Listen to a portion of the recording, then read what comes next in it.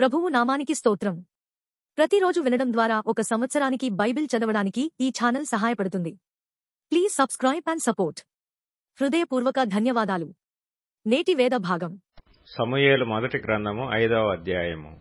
ఫిలిష్తీయులు దేవుని మందసమును పట్టుకొని ఎబెనెజరు నుండి అష్డోదునకు తీసుకుని వచ్చి దాగోను గుడిలో దాగోను ఎదుట దానినుంచిరి. అయితే మరునాడు అష్డోదు వారు ప్రాతఃకాలమందు లేవగా, ఇదిగో దాగోను యెహోవా మందసము ఎదుట నేలను బోర్లపడి ఉండెను. కనుక వారు దాగోనును లేవనెత్తి వాని స్థానమందు మరలా ఉంచిరి. ఆ మరునాడు వారు ఉదయముననే లేవగా, దాగోను యెహోవా మందసము ఎదుట నేలను బోర్లపడి ఉండెను.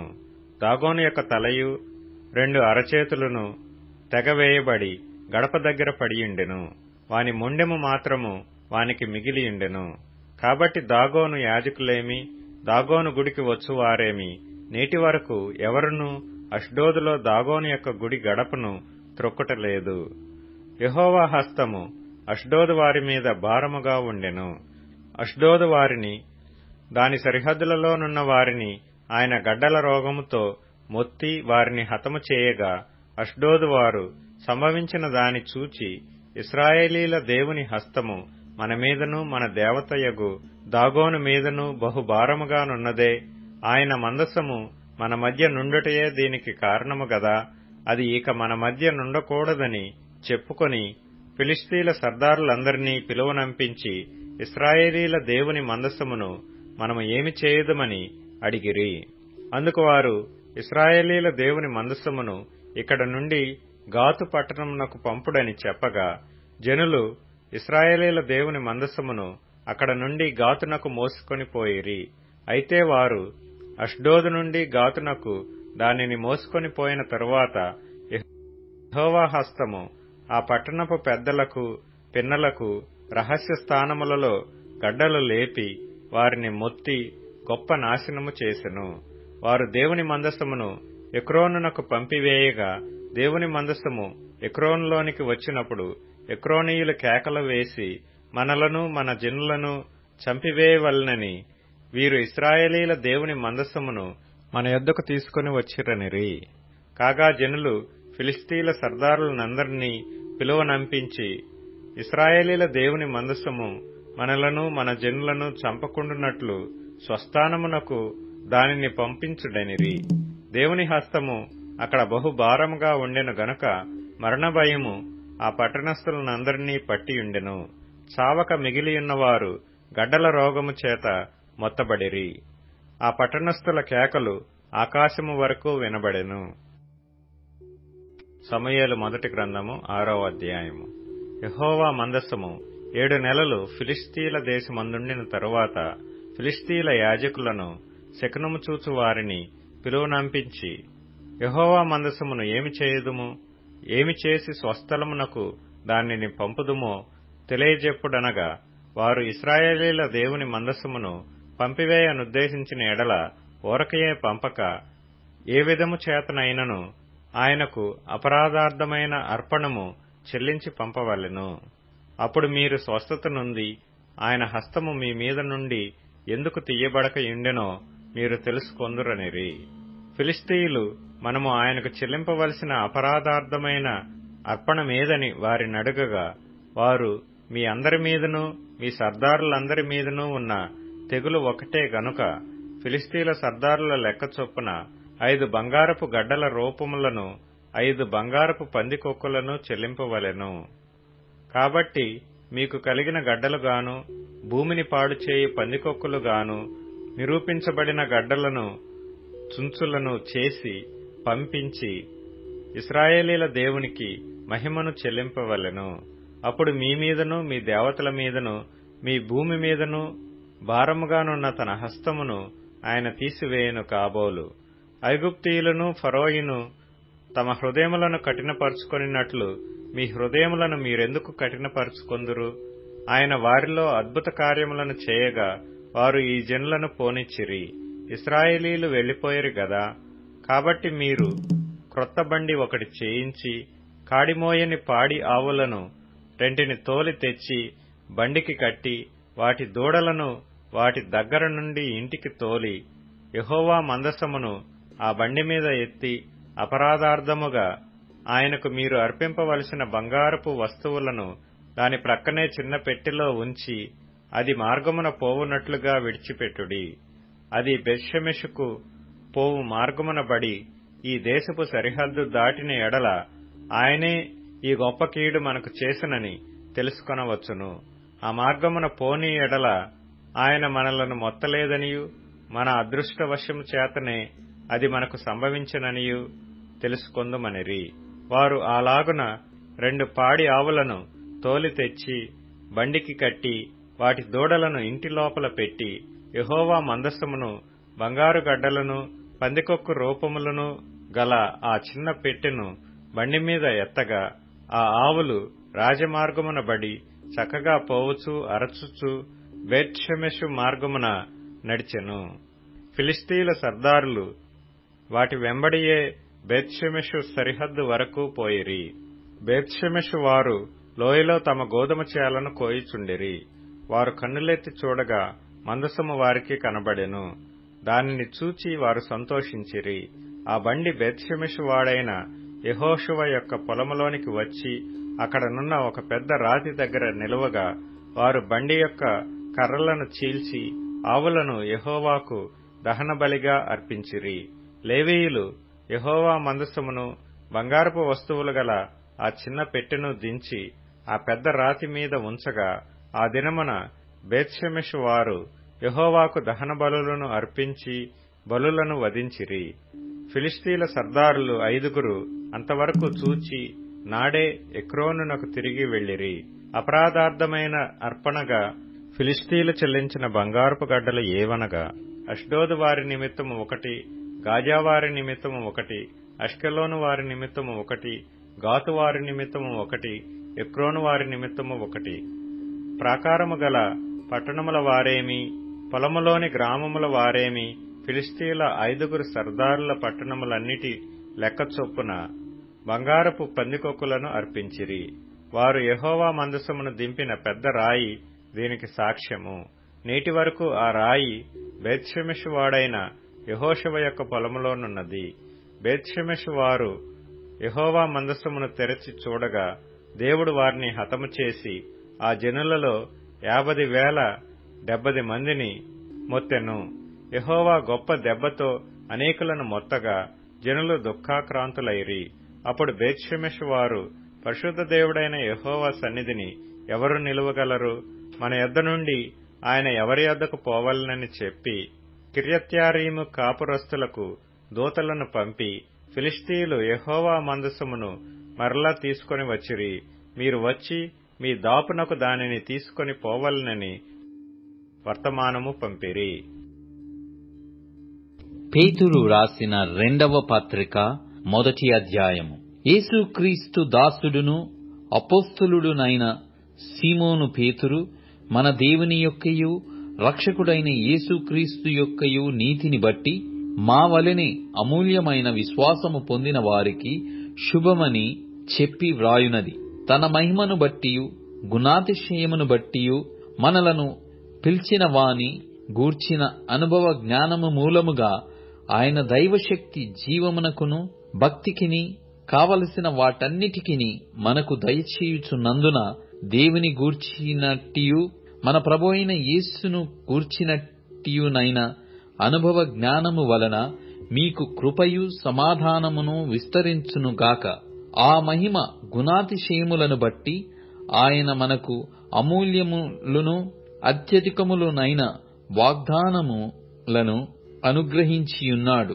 దురాశను అనుసరించుట వలన లోకమందున్న భ్రష్టత్వమును ఈ వాగ్దానముల మూలముగా మీరు తప్పించుకొని దేవ స్వభావమునందు పాలివారగునట్లు వాటిని అనుగ్రహించెను.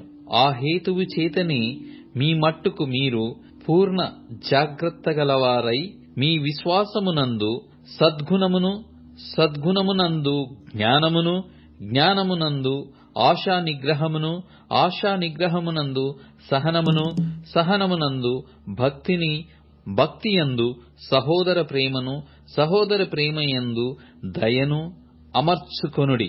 ఇవి మీకు కలిగి విస్తరించిన ఎడల అవి మన ప్రభువైన యేసుక్రీస్తును గూర్చిన అనుభవ జ్ఞాన విషయములో మిమ్మును సోమరులైనను నిష్ఫలులైనను కాకుండా చేయును. ఇవి ఎవనికి లేకపోవునో వాడు తన పూర్వ పాపములకు శుద్ధి కలిగిన సంగతి మరచిపోయి గ్రుడ్డివాడును దూరదృష్టి లేనివాడునగును. అందువలన సహోదరులారా, మీ పిలుపును ఏర్పాటును నిశ్చయము చేసుకొనుటకు మరి జాగ్రత్తపడుడి. మీరిట్టి క్రియలు చేయువారైతే ఎప్పుడునూ తొట్రిల్లరు. అలాగున మన ప్రభువును రక్షకుడైన యేసుక్రీస్తు యొక్క నిత్య రాజ్యములో ప్రవేశము మీకు సమృద్ధిగా అనుగ్రహింపబడును. కాబట్టి మీరు ఈ సంగతులను తెలుసుకొని మీరంగీకరించిన సత్యమందు స్థిరపరచబడియున్నను వీటిని గూర్చి ఎల్లప్పుడూ మీకు జ్ఞాపకము చేయుటకు సిద్ధముగా ఉన్నాను. మరియు మన ప్రభువైన యేసుక్రీస్తు నాకు సూచించిన ప్రకారము నా గుడారమును త్వరగా విడిచి పెట్టవలసి వచ్చునని ఎరిగి నేను ఈ గుడారములో ఉన్నంతకాలము ఈ సంగతులను జ్ఞాపకము చేసి మిమ్మును రేపుట న్యాయమని ఎంచుకొనుచున్నాను. నేను మృతి పొందిన తరువాత కూడా మీరు నిత్యము వీటిని జ్ఞాపకము చేసుకొనున్నట్లు జాగ్రత్త చేతును. ఎలాగనగా చమత్కారముగా కల్పించిన కథలను అనుసరించి మన ప్రభువైన యేసుక్రీస్తు యొక్క శక్తిని, ఆయన రాకడను మేము మీకు తెలపలేదు గాని ఆయన మహాత్మ్యమును మేము కన్నులారా చూచిన వారమై తెలిపితిమి. ఈయన నా ప్రియకుమారుడు, ఈయన యందు నేను ఆనందించుచున్నాను అను శబ్దము మహా దివ్య మహిమ నుండి ఆయన యొద్దకు వచ్చినప్పుడు తండ్రి అయిన దేవుని వలన ఘనతయు మహిమయు ఆయన పొందగా మేము ఆ పరిశుద్ధ పర్వతము మీద ఆయనతో కూడా ఉండిన వారమై ఆ శబ్దము ఆకాశము నుండి రాగా వింటిమి. మరియు ఇంతకంటే స్థిరమైన ప్రవచన వాక్యము మనకున్నది.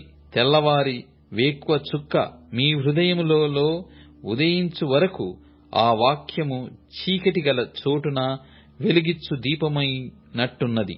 దానియందు మీరు లక్ష్యముంచిన ఎడల మీకు మేలు.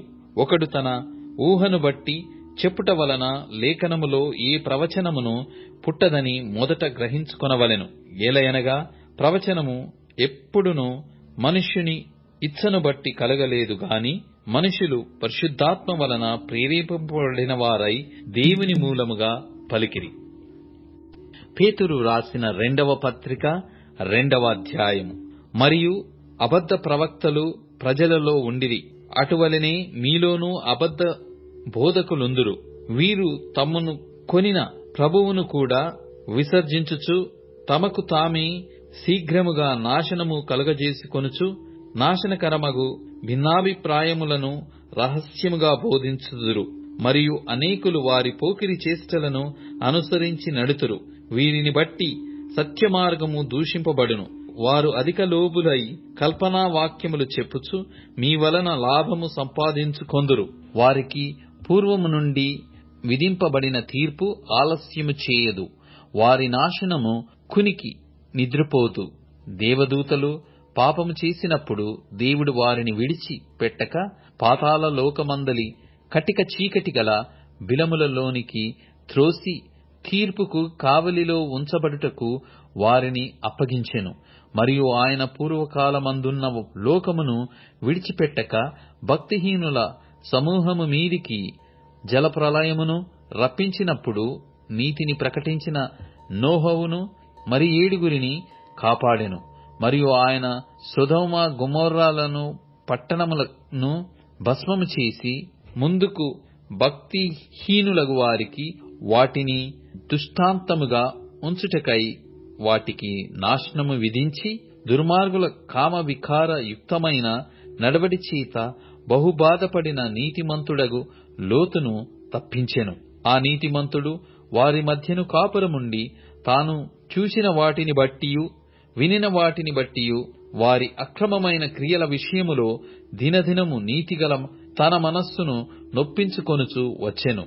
భక్తులను శోధనలో నుండి తప్పించుటకును దుర్నీతి పరులను, ముఖ్యముగా మలినమైన దురాశ కలిగి శరీరానుసారముగా నడుచుకొనుచు ప్రభుత్వమును నిరాకరించుచు శిక్షలో ఉంచబడిన వారిని తీర్పు దినము వరకు కావలిలో ఉంచుటకును ప్రభువు సమర్థుడు. వీరు తెగువ గలవారును స్వేచ్ఛాపరులునై మహాత్ములను దూషింప వెరువకయున్నారు.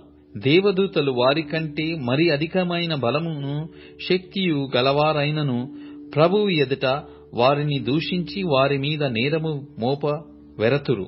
వారైతే పట్టబడి చంపబడుటకే స్వభావ సిద్ధముగా పుట్టిన వివేక శూన్యము గల మృగముల వలె ఉండి తమకు తెలియని విషయములను గూర్చి దూషించుచు తమ దుష్ప్రవర్తనకు ప్రతిఫలముగా హాని అనుభవించుచు తాము చేయు నాశనముతోనే తామే నాశనము పొందుదురు. ఒకనాటి సుఖానుభవము సంతోషమని ఎంచుకొందురు. వారు కలంకములను నిందాస్పదములనై తమ ప్రేమ విందులలో మీతో కూడా అన్నపానములు పుచ్చుకొనుచు తమ భోగముల యందు సుఖించుదురు. వ్యభిచారిణిని చూచి ఆశించుచు పాపము మానలేని కన్నులు గల వారును, అస్థిరులైన వారి మనస్సులను మరలు కొల్పుచు లోభిత్వమందు సాధకము చేయబడిన హృదయము గల వారును శాపగ్రస్తులనయ్యుండి తిన్నని మార్గమును విడిచి బెయేరు కుమారుడైన బిలాము పోయిన మార్గమును బట్టి త్రోవ తప్పిపోయిరి. ఆ బిలాము దుర్నీతి వలన కలుగు బహుమానమును ప్రేమించెను. అయితే తాను చేసిన అతిక్రమము నిమిత్తము అతడు గద్దింపబడెను. ఎట్లనగా నోరు లేని గార్ధబము మానవ స్వరముతో మాటలాడి ఆ ప్రవక్త యొక్క వెరితనము అడ్డగించెను. వీరు నీళ్లు లేని బావులును పెనుగాలికి కొట్టుకొని పోవు మేఘములునై ఉన్నారు. వీరి కొరకు గాఢాంధకారము భద్రము చేయబడి ఉన్నది. వీరు వ్యర్థమైన డంబపు మాటలు పలుకుచు తామే శరీర సంబంధమైన దురాశలు గల వారై తప్పు మార్గమందు నడుచువారితో నుండి అప్పుడే తప్పించుకొనిన వారిని పోకిరి చేష్టల చేత మరలు కొల్పుచున్నారు. తామే భ్రష్టత్వమునకు దాసులయుండియు అట్టివారికి స్వాతంత్ర్యము ఇత్తుమని చెప్పుదురు. ఒకడు దేని వలన జయింపబడునో దానికి దాసుడగును గదా. వారు ప్రభువును రక్షకుడునైన యేసుక్రీస్తు విషయమైన అనుభవ జ్ఞానము చేత ఈ లోక మాలిన్యములను తప్పించుకొనిన తరువాత మరల వాటిలో చిక్కబడి వాటి చేత జయింపబడిన ఎడల వారి కడవరి స్థితి మొదటి స్థితి కంటే మరి చెడ్డదగును. వారు నీతి మార్గమును అనుభవపూర్వకముగా తెలుసుకొని తమకు అప్పగింపబడిన పరిశుద్ధమైన ఆజ్ఞ నుండి తొలగిపోవుట కంటే ఆ మార్గము అనుభవపూర్వకముగా తెలియక యుండుటయే వారికి మేలు. కుక్క తన వాంతికి తిరిగినట్టును కడగబడిన పంది బురదలో దొర్లుటకు మళ్ళినట్టును అను నిజమైన సామెత చొప్పున వీరికి సంభవించెను. కీర్తనల గ్రంథం 123వ కీర్తన. ఆకాశమందు ఆసీనుడైన వాడా, నీ తట్టు నా కన్నులెత్తుచున్నాను.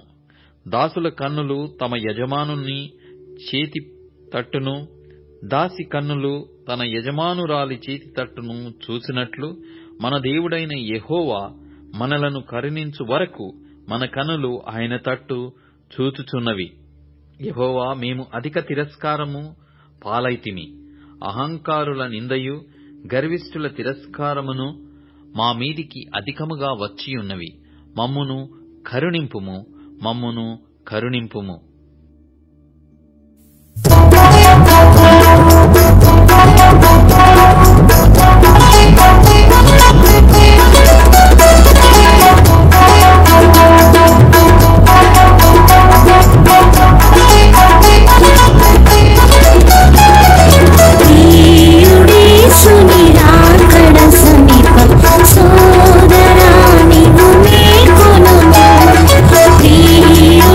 సుని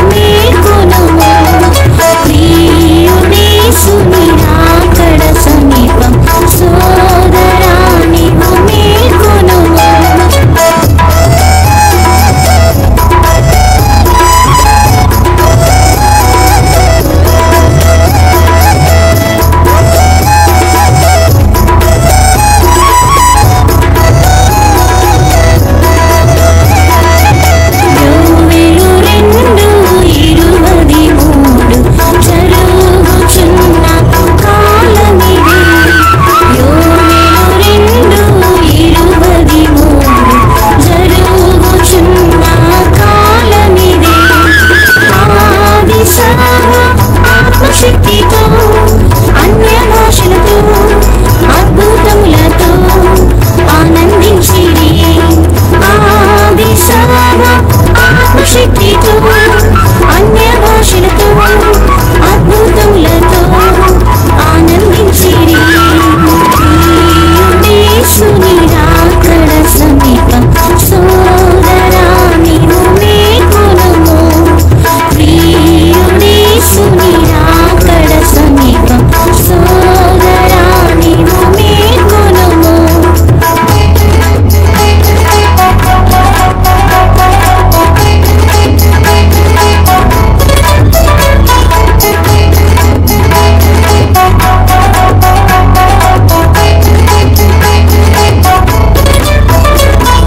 దేశ జాతి భేదమే లేదు, వారు వీరని విమతం లేదు.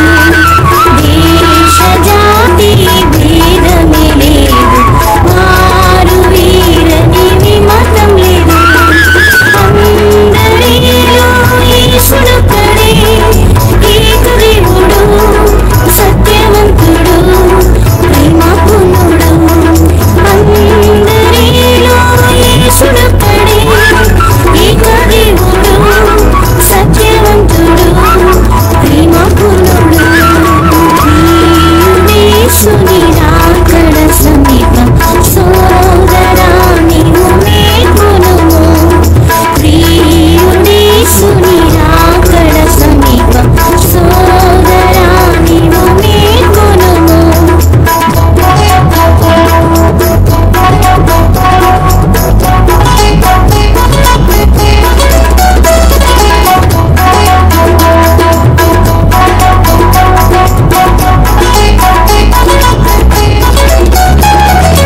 ఏకమంగా కాపరియొకడు, ఏకబోధతో సమకూర్చును. ఏకమంగా కాపరియొకడు, ఏకబోధతో సమకూర్చును. చేయండి బోధని నుండి, మీరు ధ్యానం చేయుడి, శివనెత్తుకొనుడి, యేసు వెంబడించుడి. చేయండి బోధని నుండి, మీరు ధ్యానం చేయుడి, శివనెత్తుకొనుడి, యేసు వెంబడించుడి. యేసుని రాకడ సమీపం సోదరా నీవు మేల్కొనుము. యేసుని రాకడ సమీపం సోదరా నీవు మేల్కొనుము.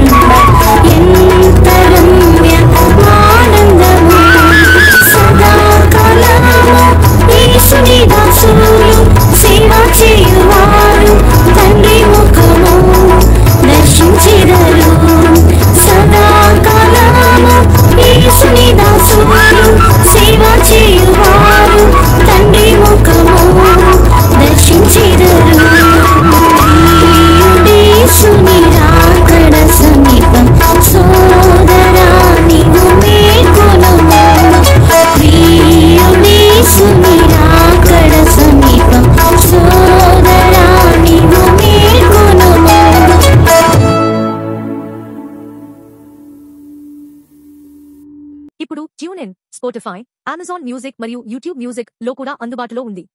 Please follow us.